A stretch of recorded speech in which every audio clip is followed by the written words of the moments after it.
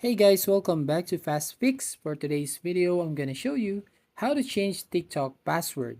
So first, let's open our TikTok app. As you can see on your screen, then tap on the profile icon at the bottom right corner, and then tap on the three lines at the top right, and here tap on settings and privacy.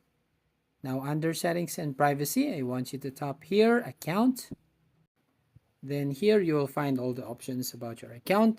You can go right here on account information, as you can see, or we need to change the password. So let's go right here on password.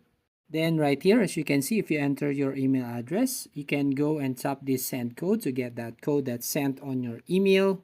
And as you can see, here is the verification code that the TikTok sent on my email. So I just put that code right there. So going back, just put the code and then right here, just wait and tap this no thanks under this one. And then you can now change your password.